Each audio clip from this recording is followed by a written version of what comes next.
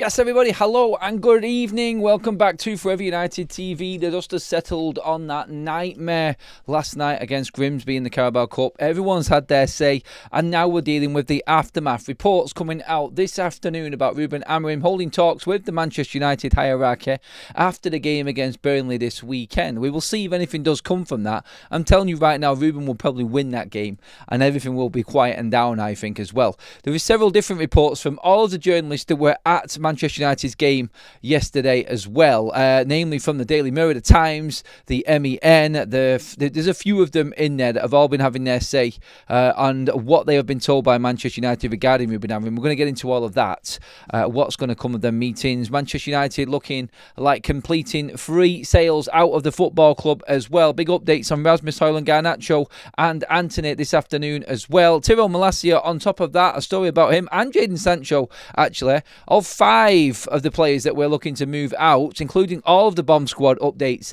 this evening. We do need to concentrate on that, but first of all, there is the concern about who might actually be in charge of Manchester United. And look, I think today there's been a few people looking at this really, looking at it with a realistic look. It's like, Ruben needs time.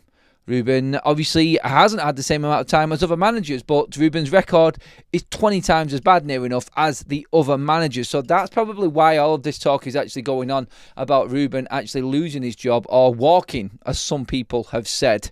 God help us if we lose that game or don't win against Burnley. In fact, a draw against Burnley is probably just as bad as a loss right now for Manchester United, because it's another game without a win for Ruben Amorim, and that's 4 games at the start of the season that have not picked up any wins in. That probably will be really hard to defend for Ineos in keeping Ruben. But we're going to go through all the reports first of all, so you can dissect them yourselves. Get into the comment section and let me know what you think, everybody. Of course, I'll come to the comments after around about 10 minutes in, when we've got through the majority of the news and what we're talking about, and then we'll get your opinions. So get your conversations going, get in there, get involved, everybody. We'll start with everything that came out probably around about mid-afternoon. So 3 o'clock onwards today, the story started circulating about Ruben Amorim's actual time at Manchester United, how long he's got left, what's going to happen in these meetings. In fact, it was Disco Dave of the Mirror who was saying, first of all, Ruben Amorim will hold showdown talks with Manchester United's hierarchy following Saturday's game against Burnley. So I'll tell you exactly what happens there with that. A lot of these journalists were at the game, and a lot of the journalists would have heard what Ruben Amorim said, and the only reason they're reporting on this is because of that interview that we spoke about this morning, the one that everybody's talking about right now. And Ruben said in that interview that we got one more game to go, which is Burnley, then the players will go away, and then we'll look at everything and we'll make a decision then. And it's like, well, what are you making a decision on? All the players have gone away. All the players are on international duty, so you can't make a decision on any players or do anything. The transfer window is officially shut, and there's only one person really to talk about, and that's Ruben. So go and ask the Manchester United representatives that are at Burnley for a little bit of a inside info. What's going on?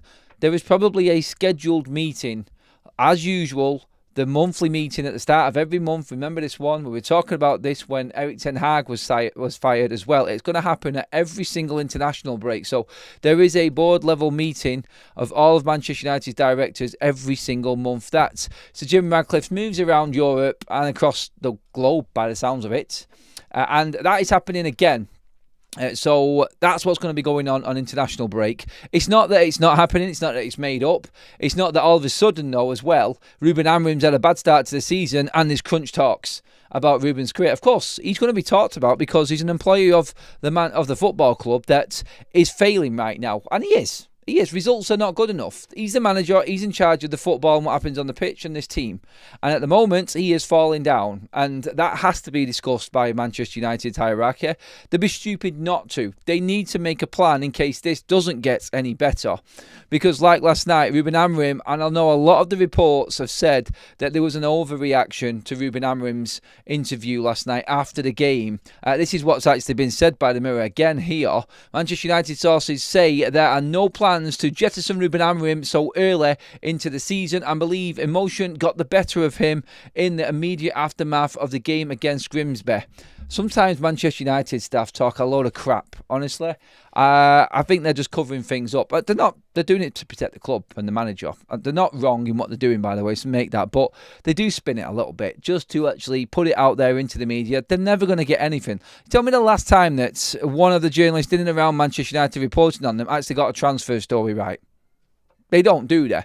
They report on things after the big guns come out and say it, like Ornstein, Romano, people like that. The ones that cover United daily, the ones that cover them match by match and go to press conferences, you're hardly ever going to get anything concrete from them. They're just reporting it on the ins and outs. So their reports within the season become more important, but off-season, not as important for Manchester United. So the club would have told them that there is a meeting there. Ruben will be involved in that meeting. It's the normal meeting that will happen. They'd have spun this and said there is going to be talks about Ruben Amorim and he's going to have crunch talks about his future. Well, if there's an employee at Manchester United that isn't doing a job, you know for certain that Ineos are going to be talking about it. I mean, how many people have they got rid of since they've been here? And one of the most important roles at this football club is now under scrutiny heavily. So that has to be spoken about. But again, United saying that he overreacted to this game. No, he didn't overreact to this game. He was in shock and his natural emotions came out on camera in front of national TV because his team had just been beaten by a Tier 4 side in English football. That's why Ruben was talking the way he was talking, because his team did not listen to him, did not want to be up for that game, and it took a half-time rollicking for them to even start playing football. So, yes, he was talking truth. It wasn't no overreaction at all. Ruben's in charge of Manchester United, and for them to come out and, let's just say, talk to the media and give them the story of they feel like it's an overreaction. Who thinks it's an overreaction? Some member of staff? Because Sir Jim Radcliffe and the board weren't there at Grimsby last night. So, yeah, who thinks it's an overreaction? So who are they reporting? Who are they talking about? You got to take everything with a pinch of salt when it comes directly from the Manchester United correspondents, anyway, I feel. Their best reporting comes in-house when the season's on, and their reporting is fantastic. When it comes to transfers and things like this, they know as much as we do when it comes to the news. They may have sources and people telling them certain things, and they'll know a little bit before we do, but we're always going to be told by the big guns when it comes to big information coming out of Manchester United. So, there is, I do believe in what the Mirror's saying there. There will be a meeting, but like I said, it's the one that happens every single month, and Ruben will be hot topic. I think he'll actually be at the meeting. In the same publication, it comes out and then says, Ruben Amorim is in the market to sign a new midfielder before Monday's deadline. Although his first choice target, Carlos Baleba, is likely to prove too costly at 100 million. Hertzler has also come out again, Brighton manager, before the weekend's action in his press conference and said he still feels confident that Carlos Baleba will be a Brighton player come the end of the window on Monday. I bet every single manager cannot wait for this window to be over. They cannot wait. But again, we will see what happens with this. United playing on Saturday and then the window closing on the Monday evening gives them 2 full days to try and get some deals done. So once all the football's over, Ruben can then relax for 2 weeks, but go 2 days in, full-on meetings at United to try and get a new player in. Fabrizio Romano today has said that Manchester United are looking still for a midfielder and are definitely going for a goalkeeper, no matter what happens to Andre Onana at Manchester United and however his future unfolds. It does not matter, they're still going to get one. So that is around Senny Lamans, and them talks have opened up again. So we're looking for a midfielder. Manchester United could still go out and spend that money in the last few days of this window. 4 days to be exact now. So let's just watch that one. I've still got nothing for you, I'm afraid, in terms of potential targets for Manchester United in the midfield department. It's always been Baleba, and again, I don't think Manchester United are going to get a midfielder. Personally, I don't. I'm all ears, and I'll be really happy if Manchester United surprise everybody and go for someone. I just don't see it happening right now. So in terms of what Ruben wants and the talks here about him wanting midfielders, that doesn't sound like a manager that's walking away from Manchester United. If they're going to have meetings about what they can do and what they can bring in, then I think that's probably what they're gonna decide. Because you could look at that meeting and say, what Ruben said after the Grimsby game. After the game against Burnley, one more game, and then the players will go away, we'll make the decision. In fact, you could look at that and say, well, after the Burnley game, all the players go away that evening, and then Ruben's got 2 days with Manchester United's hierarchy to say, right, okay, can we make anything happen here? What can we do?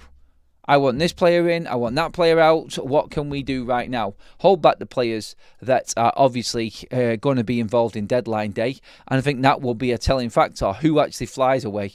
Who goes out on international duty? And who's not going out on international duty? Obviously, one player that won't go out on international duty is Kobbie Mainoo. Not because he's being transferred, but the rumours will come about. But he isn't involved in Thomas Tuchel's England setup this international break. So Kobbie's obviously going to be staying home, which is going to obviously spark speculation again around his future. But again, like I just said there, Ruben Amorim talking about bringing players in and what he can do. I think there is a meeting probably scheduled for Saturday evening, Sunday morning. Like, what can we get over the line in this next 2 days? Is there a deal there for us to be done?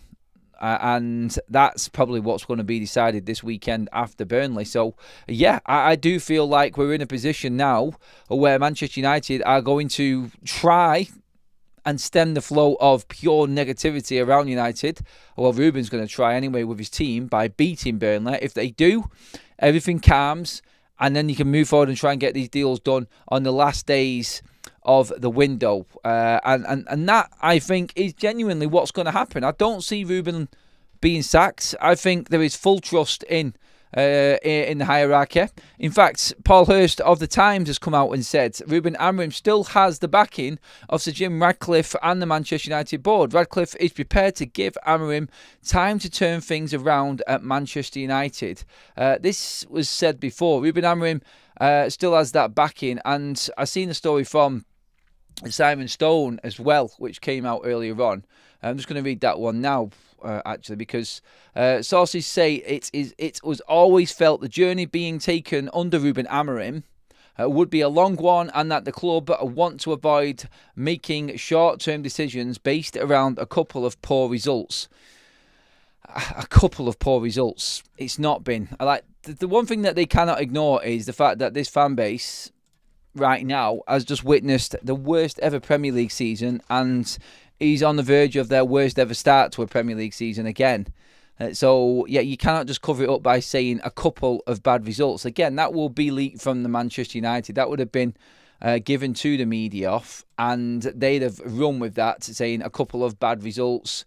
Everything like that is going to be pushed by the football club just to try and stem the flow of negative vibes coming out of the football club. So again, I don't think that Ruben is going to be sacked. Will he walk? That's a different subject. That altogether, I think, is a different conversation. If you have to convince a man, I'm going to come to the comment section now before we move on to all the transfer stuff. If you have to convince a manager to stay, like we have done already apparently, then is that manager the right man for the job? That's what you've got to look at. And I think that's a big question. So I'm going to come into the comment section right now and ask you that very question. If Ruben Amorim is being forced to stay, or if Ruben Amorim is not sure about his future and you have to convince him that this is the right club for you and you need to stay and be Manchester United manager, is that a red flag on its own straight away? He should want to do the job. He should want to be there and want to work through all of this. Otherwise, you've not got the right man. That would be the normal state of affairs, wouldn't it? Alex Hornby with the super chat says, according to the bookies, Bournemouth manager is favourite to take over, and the cycle repeats itself again. I think it's William Glasner who's the favourite that I've seen. Wasn't Sir Alex flexible tactics-wise? He was the most flexible manager there was, Robbie. Andrew, just become a member. Thank you very much, Andrew. Welcome to the members club. Heaton in for the weekend, says Robbie with a super chat. Thank you for them, everybody. And everyone who did super chat this morning, thank you again. That was an epic show this morning. It was a lot of, I think, a big release for a lot of the fan base this morning. Let's just say that. We have got a poll running as well, everyone. Get involved in that. Will United get 3 points on Saturday? 60% of you so far are saying yes, we will.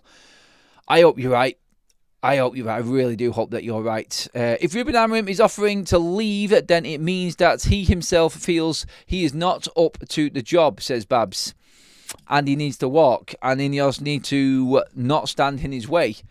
You cannot, and I repeat this, you cannot keep a man who doesn't want to be there.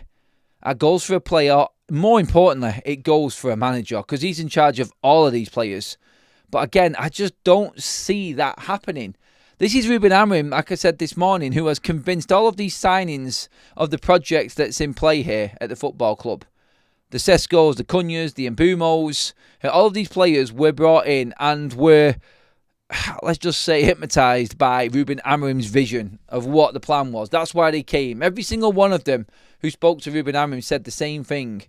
They said they wanted to come to Manchester United because of Ruben Amorim. Because of this, they believe in the manager. So I just don't see him going so quickly. Don't get me wrong, if it gets round October, November time and this hasn't got any better, then we've got a big, big problem. And I think a decision needs to be made. I don't think he's going anywhere yet. A win against Burnley, going into the international break, gives everyone a little bit of breathing space. The waters will calm, the window's shut, everybody comes back, and United get on with things. I think that's probably where Manchester United now feel, well, they hope, this weekend goes. And I think they feel if it does go well this weekend, they'll have a little bit of space and a bit of room to get on with things. They just need points. They need points. Ruben needs to stop protecting Ineos. Resign, he says. What's that? Clipped by Cran. Ukrainian Gaming says Amorim won't be sacked until around 12 games if things are still bad. But at the same time, he was brought in. So that'll be a bang on a year, won't it, in November? Amorim, sorry, I just read that one. This is wrecking Ruben's reputation as well. He must be thinking this. He will miss the Dacia Sandero, and this is probably the thought he had in his head before the end of the season. I just feel like his head must be still in the game because he's done all of these signings, he's brought these players in, he's worked so hard in the summer to get his vision across. And when he said last night in that interview that they just didn't have the intensity, we were so slow. But one thing you did get, and one thing a lot of people won't talk about because of the result, and it was a disaster, but Manchester United we did get a reaction in the second half. And we did start to pummel that Grimsby goal a bit. So at least the players got that kick up the arse from Ruben at half-time. I tell you what, they'll be going into that changing room against Burnley in a completely different mindset at weekend. If they fail Ruben Amorim and the fans at weekend, I wouldn't like to be a Manchester United player.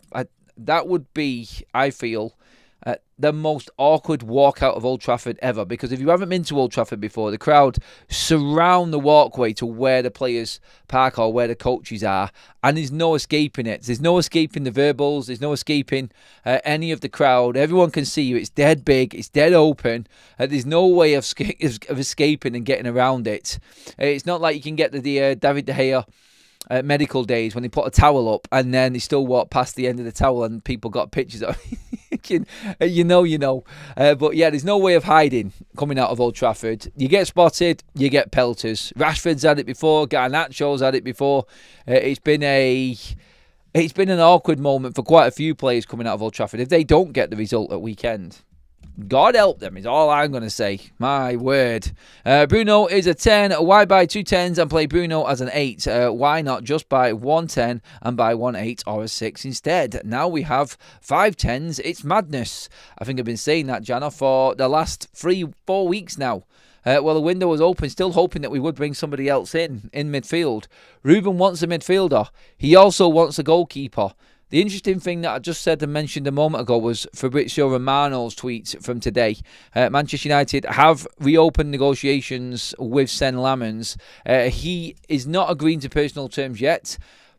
Galatasaray have come in. Galatasaray have spoken to Sen Lammens and he could move there. They've thrown a spanner right in the works of Manchester United's plans because they would have known exactly what they were going to do. And they'd have thought they'd have had a free ride, few days to go, they'd have got the deal done. Now Galatasaray coming in has opened up a Benjamin Sesko Newcastle situation for Manchester United. The player, by all accounts, wants United.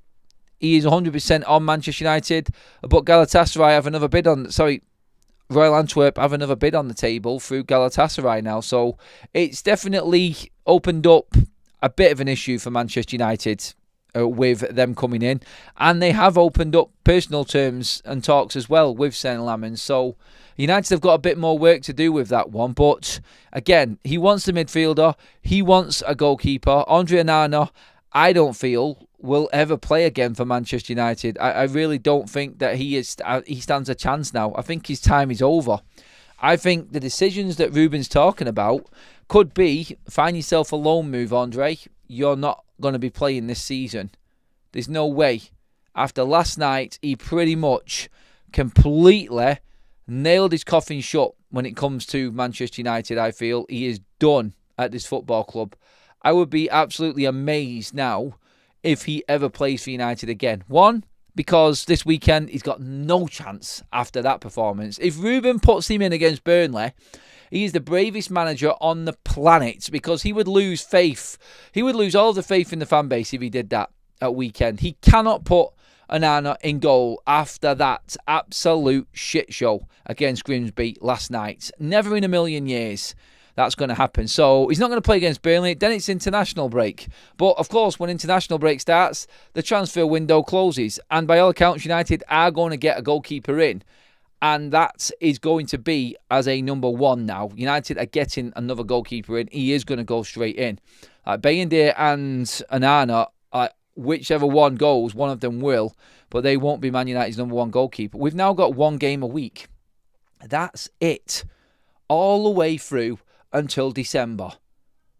Nothing in between. No Carabao Cups. We're out, obviously, last night. That's it. There is no midweek game for Manchester United until the fixtures really start to ramp up and go into December. It's a nightmare. It's an absolute nightmare. Nothing for us to talk about except what's going on the training ground at Manchester United. Obviously, there's going to be loads of news around the football club anyway. But obviously, United, with not being able to rotate players, they don't need as many players. And a goalkeeper coming in spells the end of... It definitely spells the end of Andre Onana anyway.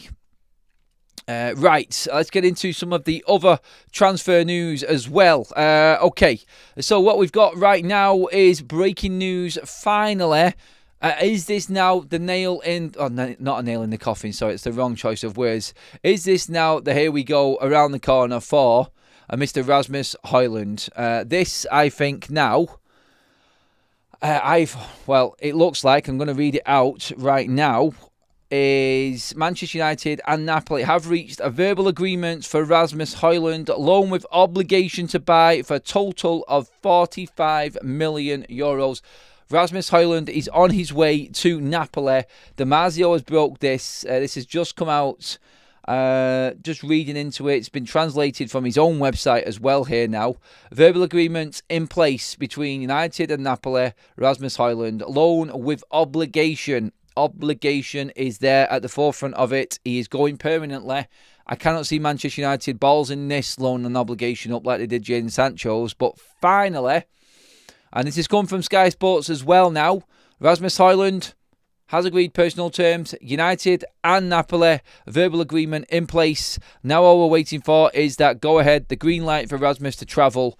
It does look like this is now nailed on, and Rasmus Hojlund will be leaving Manchester United. I am just looking into it now. I think, looking at it, I'm looking at that saying, personal terms. I need to make sure with this because this has been said so many bleeding times. Yeah. Well, Damasio's saying it. Everyone's reporting on it as well. Just want to make sure there is nothing else in this at all because I can't see this not now happening because we're so close to the end of the window. Rasmus has been left out of squads like we were talking about last night, not featuring, which means he's obviously in talks and they don't want to ruin the chance of the sale happening, so can't play him through injury. And now Damasio coming out. He's not the only one who's come out. I've just done a search here as well. There is a couple of other accounts reporting this off the back of Damasio. In fact, one of them has come out and said it before Damasio's come out, just over the last 5 minutes actually. So this, I think now we can safely say, is Rasmus Hojlund to Napoli. All we're waiting for is the Mr. Romano coming out with the here we go. Manchester United have pocketed themselves 40 million quid. Rasmus Hojlund is gone. And that, I think, is probably the biggest bit of news of the day right now. Get your comments in and get your thoughts in, everybody. I mean, it's not going to make a difference for us right now because it's the obligation and the money's not going to come in. So it can't make any sort of impacts. I mean, it will have a tiny little bit of an impact on this window because his wages are gone and we're getting a loan fee, apparently. We'll see. Maybe that loan fee isn't going to happen now if United have agreed this obligation. I don't know. Maybe there's been, excuse me, maybe there's been a little bit of a change around with the deal itself. Remember before, it was a 5 million loan fee and then another 40 million on top. Maybe it's all done as an obligation. No loan fee now, but they have to pay. I will find out the details. When Romano breaks this and we get the proper here we go on it, I think we'll get all of the details out of it. But yes, it does look like Rasmus is heading out of the door, everybody. Ironic that Ashworth didn't want Ruben, one sacked and the other as good as gone. Expensive decision making at the top. Very expensive decision making at the top for United. They're making a few errors up there, but I still believe Ruben can do something. I've got to believe in that as a United fan. I won't after this weekend. If it all goes wrong this weekend, I don't know where we go. I think it will be the end personally, but I'm just hoping that we can scrape a win against Burnley and just get some points on the board. Lotto Gaming 12, thank you for the super chat. Robbie again with another one, thank you mate. Hate transfer windows, scrap them. They do add a lot of stress to everybody's lives, transfer windows.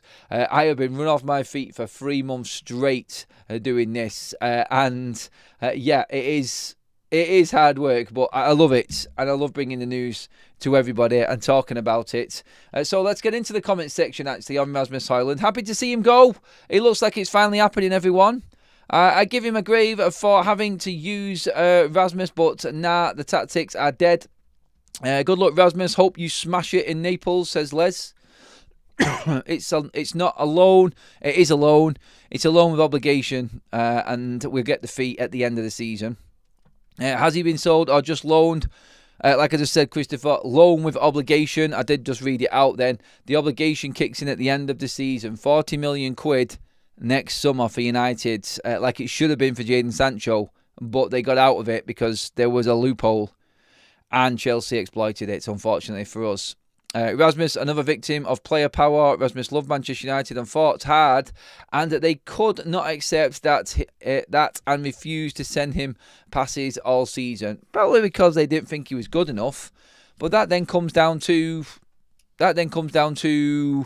poor recruitment for Manchester United. So that's what you also have to bring into this. And I think Rasmus was a victim of, I don't think it's player power. I think it was a victim of Manchester United. Probably the best way you can describe that, I feel. Brought in at the wrong time, the wrong player. Maybe Rasmus was a player for United. Maybe he was in 2 years' time. Maybe he should have been coming in this summer instead of coming in 2 years ago.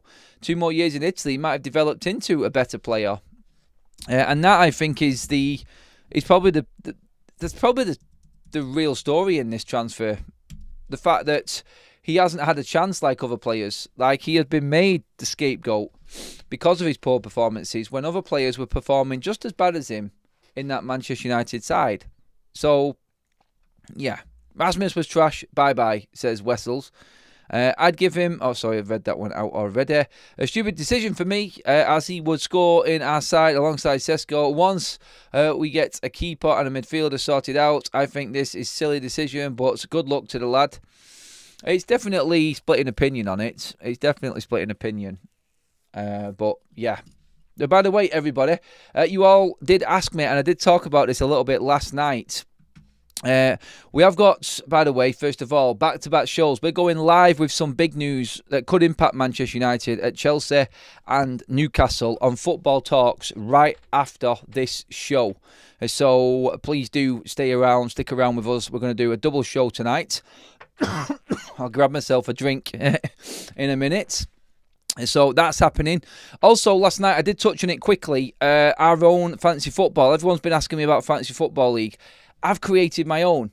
I've got my own game, and the link for it is in the description, right at the top of the description, everybody. We'll get a mod to drop it in to the live chat as well. It's £2 to enter, and you can play it for free as well, but you might as well just join in. £2 to enter. There is prize money on it, and it's every single game week. So it's a fresh game every single week. So, realistically, you've got a chance, instead of playing out a full season and hoping that something happens in the end, to actually win something every single week. And we are doing the Burnley game. We're doing the Burnley game, Manchester United game this weekend. The link is there in the description. The mods will drop it in to the live chat for you as well, everybody. So, yeah, get onto that now and pick your team. You get to pick 6 players. Dead easy, dead simple. 6 players spread out between both teams, and it's all explained on the game there. I'll do some more talking about that as we get closer to the game this week, but get in there now. That has just launched, everybody. Adam Hojlund getting fed by Kevin De Bruyne and McTominay. Yeah, 3 Manchester players, Manchester-based players in the same team. Funny how it all turns around in the end, isn't it? All of them ended up playing in Sky Blue in the end. Never mind. We'll never know if Rasmus Hojlund was the right man for United, because he was, like I said, brought at the wrong time. And Manchester United, again, undid themselves, you could say. But I do still feel a little bit sorry for Rasmus Hojlund, I really do. If Ruben Style was not so stubborn, could have played 4-4-2 and Sesko and Hojlund up front. Could well be. Could have Bruno playing as the 10 up front as well. There's a few different ways you could play it. But the way it's playing it right now just isn't suiting anybody. So that, I think, is probably why everyone's got an issue with Ruben Amorim right now and is fearing the worst with everything going on. All right, so let's get on with more of this and more stories coming in, and that is around Garnacho. So, Alejandro Garnacho, now you would have heard earlier on, and we'll talk about this on Football Talks in just a moment as well, in that there is an agreement in place now. It's a here we go, €42 million for Christopher Nkunku to AC Milan. This has now freed up the space for Chelsea to go out and buy Alejandro Garnacho from Manchester United. So, the deal for Garnacho, according to Ben Jacobs, who said earlier on today on Gimme Sport, that in the last 24-48 hours, Manchester United and Chelsea have been in deep discussion and breakthroughs have been made. It is less than the 50 million that Manchester United wanted, but a total package of approximately 40 million is now on the table and is thought to be a figure that is going to be agreed on between United and Chelsea, and Garnacho can make that move to Chelsea that he's been waiting for the entire summer. Are you happy with 40 million? Take it and run. A lot of people were saying last night, this does now look real. And it does look like Garnacho and Rasmus are both going to be heading out the door. And tomorrow, maybe even tonight, we will see. Manchester United are going to have some announcements coming out that these deals have now been agreed. United are about to bring in 80 million quid for Garnacho and Rasmus Hojlund. It doesn't sound bad when you say it like that, does it? We're not getting it all in one go, but the business this summer is about to raise Manchester United that amount of money, 80 million. One of the biggest flops that Manchester United fans have said in years in Rasmus Hojlund is about to equal Manchester United's highest sale from the club for any player since Cristiano Ronaldo. Let that one sink in. How mental is that stat? Yes, it is a crazy one, isn't it? But yeah,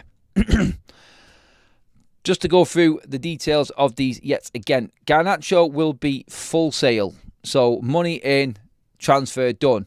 Rasmus Hojlund is loan and an obligation to buy at the end of the loan. So this time next year, Rasmus will officially be a permanent transfer to Napoli from Manchester United, as reported by Damasio.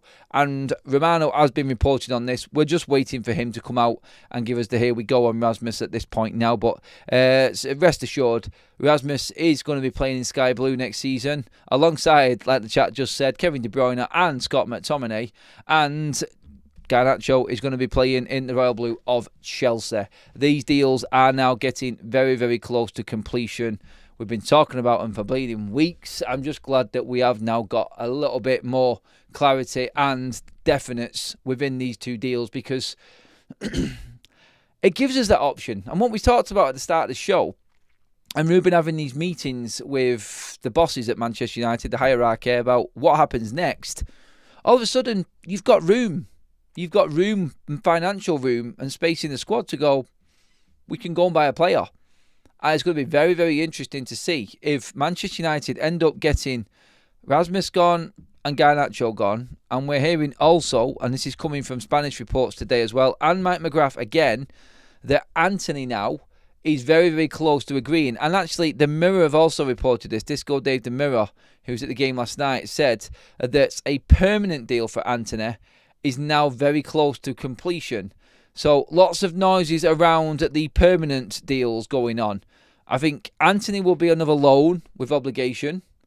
And obviously, Garnacho, like we just said, is a sale. Rasmus the same as Antony. But when you think about it, all of a sudden, I know the money's not coming straight in, but you can still calculate this into your books.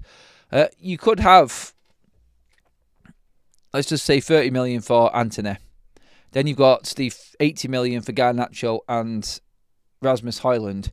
You're up to 110 million there, and you've still not moved Jadon Sancho on yet. So Manchester United have recouped quite a bit of money this summer.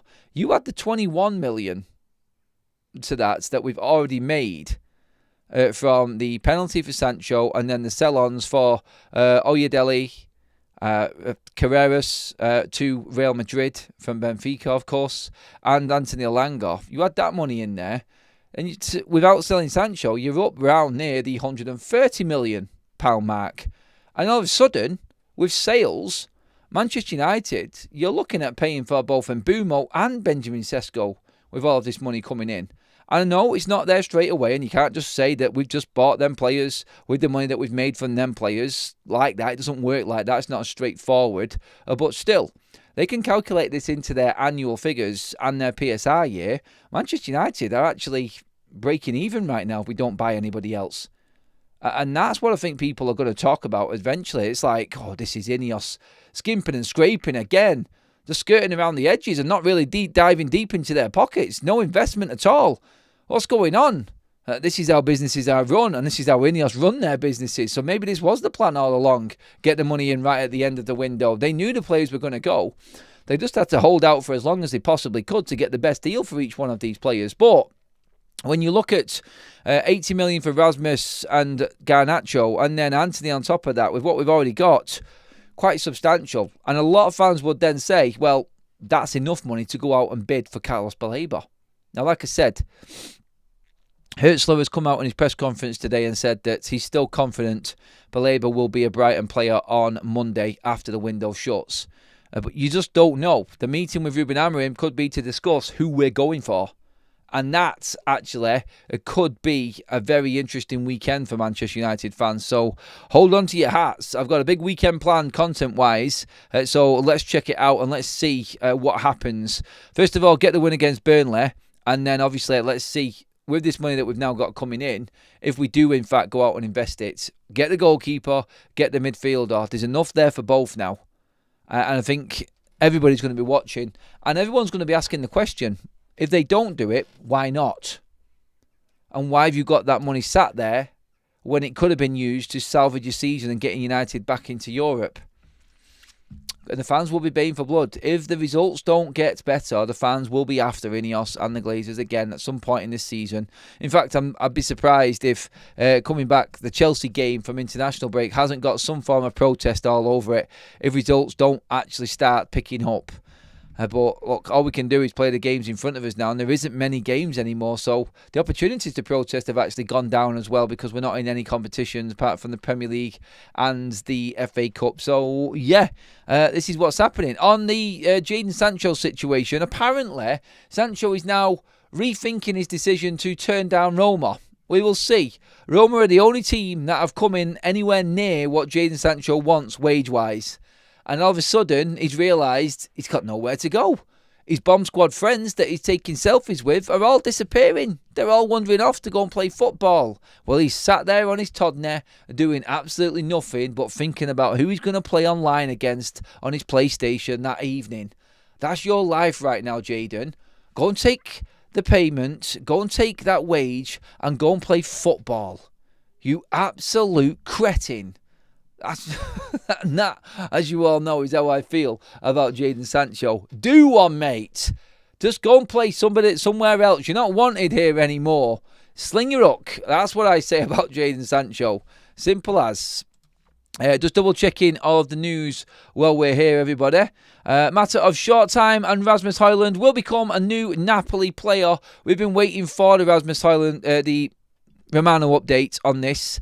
I now feel like we are in a position where Rasmus is out of the door, everybody. So, again, now we can see it. Now I've got Romano on top of Damasio. I know that it's done. Rasmus is gone. 40 million going into Man United's bank account next summer. That will do. One deal out of the way. And I think very important, particularly if United are not going to be in Europe again next season. Don't say that loudly. You're going to need some money to spend. Massive season turnaround needed at Manchester United. Honestly, if the results stay the same, Ruben will be sacked. I'm just going to say that now. I don't want him to be. I want him to work through this. I want him to get through this window so all of these players that are officially gone and they can't come back and haunt Manchester United managers in the future. But I cannot wait for the day when we say goodbye to these players. But if the results don't change this season, Ineos will be forced to make a decision and they will sack Ruben Amorim and they will ask him to go. I think it will be by mutual consent as well, so there'll be no fee. He's already said this, Ruben, so I think they know that and I think they feel safe with it and they'll feel safer actually letting him do a few more games. I reckon it's one more in between international breaks if things haven't got better, which is concerning because the first two games back after international break are City and Chelsea, who are both playing very, very well at the moment. Well, no, City are not, but it's the derby and it's away from home. And you'd expect City to want to beat us, especially after last season and what happened there. So it's not looking good in terms of games lining up right now. By the way, don't forget, everybody, we are live straight after this over on Football Talk, so expecting to see a few familiar faces over there again on that one.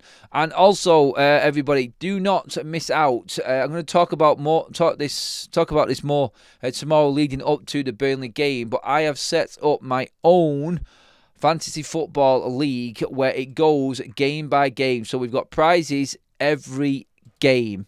I'm just going to drop the link back into the live chat myself right now for you all. So if you just click on that link that's there in the live chat, I've just pinned it up again now. So it's there. Get in there. You're picking 6 players mixed up between both sides. You've got a price tag on each one. You've got a limit you can spend. There is a cash prize. We're going to start with 100 quid to start things off. But you can imagine this building up all the way through the season. We're just getting it going now. So I want to get as many people in as I possibly can. Grab yourselves a chance of winning that pot. There are 3 prizes, first, second and third. So you've got a good chance. That's all I'll say. So I want to get as many people in as possible. So get in there. It's only 2 quid to play. And all set up, ready to go now on that link, everybody. So give yourself a chance of at least coming out of the game at Old Trafford on Saturday with something to cheer about anyway. Because we might need it. I'm in there. A few of the mods have already made their teams and are in there as well. You'll see it's dead straightforward and simple to do. Play along with us. There'll be a live feed for the actual game as well on the platform, and it will be giving you updates about what's happening with your players and whatnot. As there, it's all designed, ready to go. So that is there waiting for you all as well. Please give this video another like, please, everybody. That would be fantastic. We're well over 500 again. Fantastic views again today. It's been a hard one. I had to sit back and actually just dissect what happened last night a little bit more today. Taking our time about it, and I'm still suffering. I'm still smarting from it. I will struggle to get over it. I will. But look, 24 hours on, that's out of the way. Time to look forward and start looking at Burnley again now. Press conference from Ruben Amorim tomorrow. It's going to be really interesting to see what questions are thrown his way and how many premeditated questions are coming and answers are already made. You know what I mean by that, everybody. You do, don't you? Anyway, that is the show complete here on Forever United TV tonight. We're going to jump across to football talks where we're going to continue the chats. There is all sorts going on, and there is big news for the Geordies, and there's interesting news that could affect Manchester United from Chelsea. So let's see what's going on around there. Come and join me over on Football Talks. Please hit the subscribe button on Forever United TV. We are less than 1,500 subscribers away from 100k, which is mental, mega. I didn't think I'd get this close to it before deadline day, but we are giving it a good old go, everybody. So thank you so much for the support on the channel. It is very much appreciated, and the fact that we are less than 1,500 away going into deadline day in 4 days is mental. Let's see how close we can get. Hit the subscribe button, everybody. Thank you. I will be back over on Football Talks in a moment. I'll